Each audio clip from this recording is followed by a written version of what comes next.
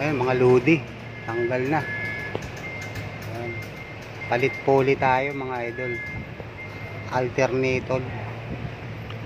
Alternator pulley. Ayan. So ito yung papalit natin. Ayan.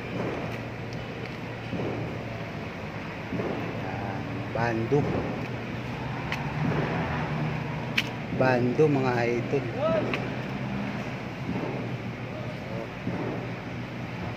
Bago.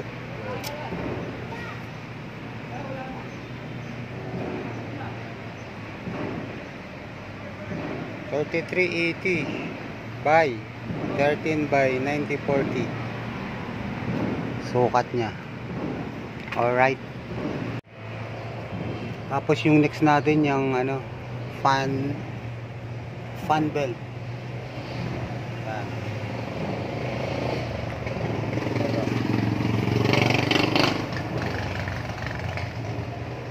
Fan belt. Sunod natin yan. So yan,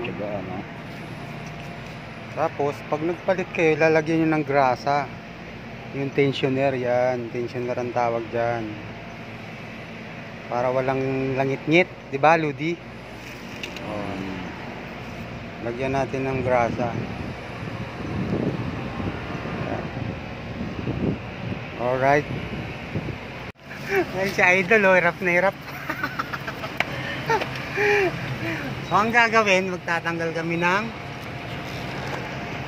sa full fan belt ng alternator mga idol. Ito.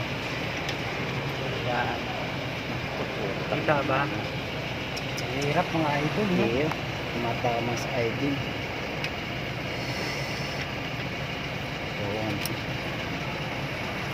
Tangin pumasok.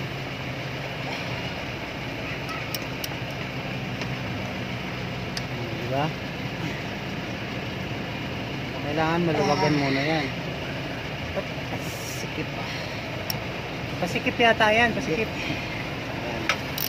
So yan, luluwagan mo lang yan bago matanggal natin ito mga idol. Ito. Yan. Natanggalin kasi ito. Yan. Natanggalin natin yan. Alright. Yung isa natanggal na, yung sa aircon na belt, compressor. So ito na lang. Ha? Mahirap yan, Lodi. Kailangan talaga sa ilalim ka.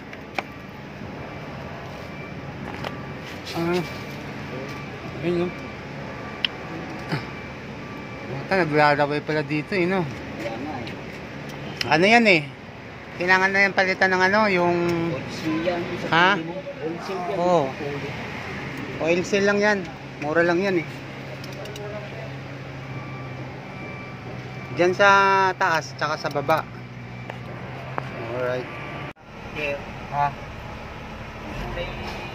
Kulay green. Velocity. Ha? Para siyang spring.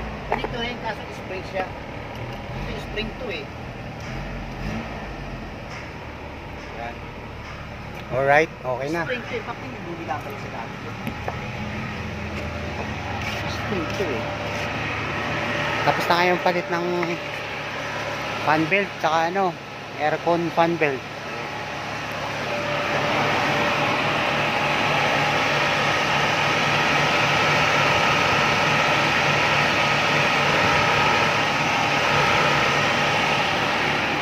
Okay na mga Lodi.